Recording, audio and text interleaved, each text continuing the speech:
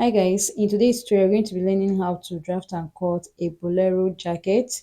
First, what you're going to do is to fold your pattern paper, then go down by your armhole depth. Your armhole depth is your bust circumference divided by 6 plus 1.5 inch.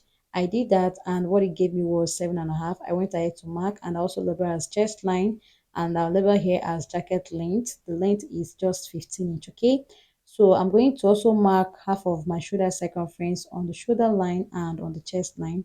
Connect the two dots to give your armhole depth and also go down by 1 inch for shoulder loop. Divide what you have left, mark the midpoint, go in by half inch. On the chest line, you mark quarter of your bust circumference. Use your curve ruler to connect the three dots to give you your armhole curve, just like you see me doing here, okay? So now that I'm done with this, next thing I want to do is I noticed here was too big, so I decided to go in a little more bit.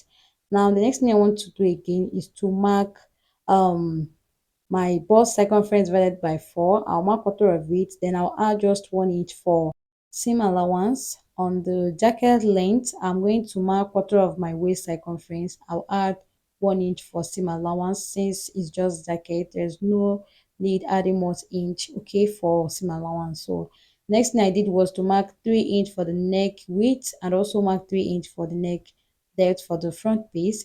Now I'm going to add another fresh paper here, then I'll just use my masking tape to hold the both together, okay?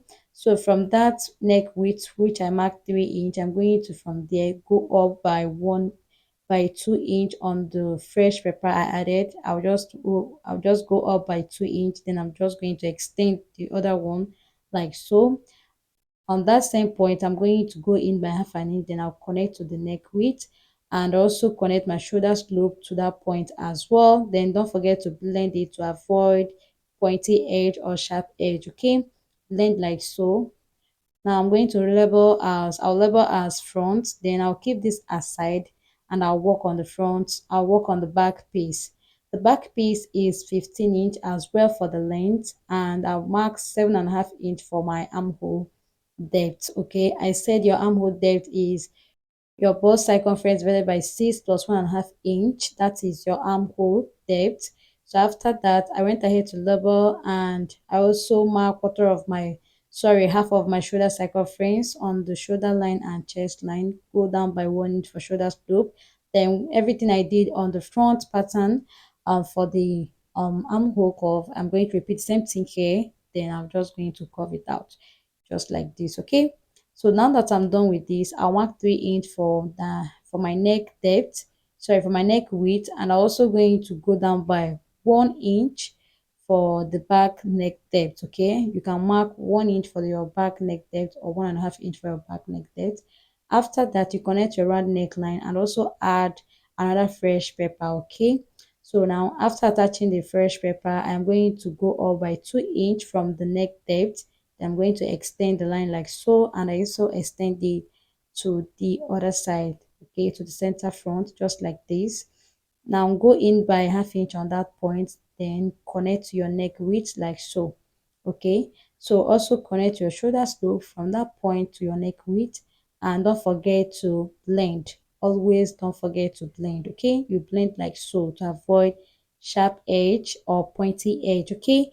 Next, mark quarter of your bust circumference, add 1 inch for seam allowance. Mark quarter of your waist circumference, add 1 inch for seam allowance. Connect the two dots to give you your shape, just like this, okay?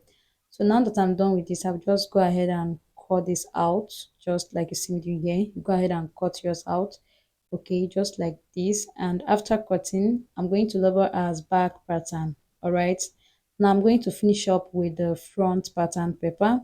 So now this is the front. I will just place the front like so, then I also place the back on top of the front just like this to ensure that side aligns very properly. So after aligning, I'm going to, from the center front, I'm going to mark 1 inch, or you can mark 1.5. So I'm going to connect from that point to that point.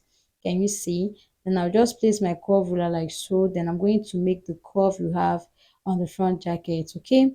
Just like this, you're going to make your curve so you get to the jacket length, okay? That is the hem part, just like this, okay?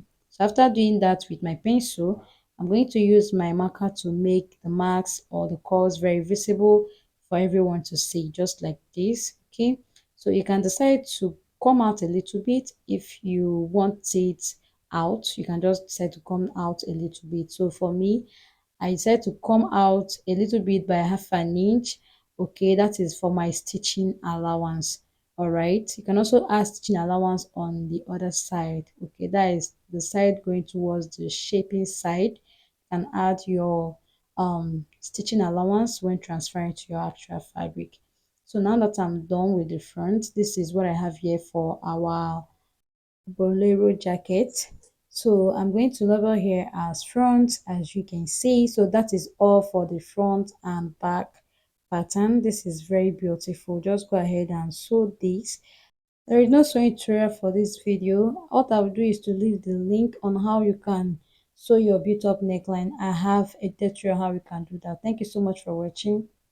Bye.